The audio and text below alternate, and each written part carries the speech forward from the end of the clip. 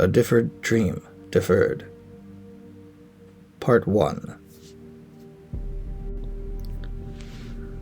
I'm the sole survivor now. Chief Medical Officer Daniel Michaels of the SM Class Reconcile, reporting. Captain Pelham is officially declared deceased as of 300 hours. I am reluctantly serving notice that I do hereby assume command of the Reconcile under Emergency Provision 327 of Central Control Regulations. All deceased crew members have now received proper space burial, and the Reconcile is currently en route back to the same planet she fled from just one solar day ago, the planet Alegna. Attempts to contact Central Control have been futile. I'm unable to gain access to previous log entries, and, fearing one of the crew may have irretrievably destroyed them, I offer now a summary of the unnerving events that have transpired. The Reconcile has spent the last few weeks attempting to solve a mysterious plague that is rapidly infecting the Alegnans. This debilitating virus, for lack of a more appropriate term, infiltrated and infected the Reconcile just after our arrival at Alegna, when Lieutenant Cathers became the first among our crew to contract the disease. The virus then spread quickly throughout our ship, causing all manner of behavioral patterns to emerge. Among the key symptoms are apathy, depression, madness, and above all, an enormous sense of hopelessness. Through an effort to end the suffering, the victims end up taking their own lives, as well as the lives of those around them. It has not affected me, however. I'm fine. And there are those precious few on Alegna still untainted by this virus as well. I have spent all my available time seeking a remedy, or trying to arrive at least to an understanding of why some lucky few are spared from this virus. A virus that has the capacity to thieve away those you love. The captain grew paranoid with fear, and he attempted to place as much distance as possible between Alegna and the Reconcile. When he finally died, I became the sole survivor aboard the Reconcile. And as I cannot reach Central Control, I'm assuming command. I have concluded that the only suitable destination for the Reconcile is the planet Alegna. There, at least I have the hope of finding a cure. I have tried numerous times to contact Central Control, but there is still no response. The crew must have damaged communications.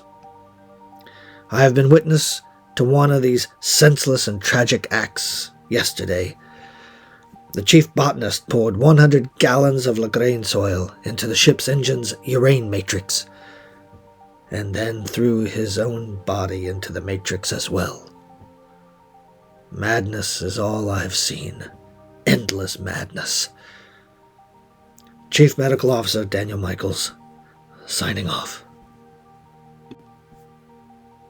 Daniel turned from the console, but did not immediately rise from his chair.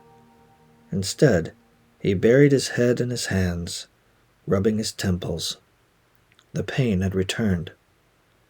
Damned headaches, he lamented. I haven't had a decent night's rest in so long. He crossed the sickbay and lay down on a cot, forcing on himself the sleep he knew his jumbled mind needed. Indeed, sleep came quickly, and just as quickly transformed itself into dreaming.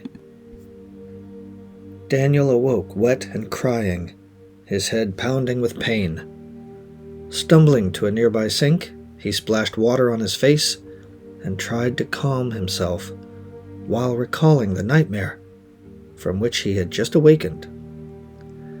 He had been having these nightmares for over a week, and they were growing more and more frequent. As the dream flooded back, Michael sat down at the edge of the bed. He remembered from the dream a white room with no furniture save a bed upon which he laid. Sometimes someone would enter the room and begin interrogating him. Other times, they would just stand over him and stare down at him as though he were a corpse or some kind of specimen. Always was the sense of captivity, of being a prisoner, and always the overwhelming feeling of loss. He could not bear to endure it for long, and, graciously, it never lasted long. The dream surrendered to him sometimes after only moments of appearing. Daniel could never ascertain a distinct image of his interrogators.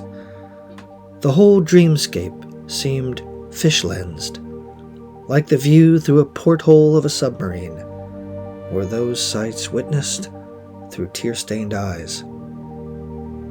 Daniel could not commit himself to going back to sleep.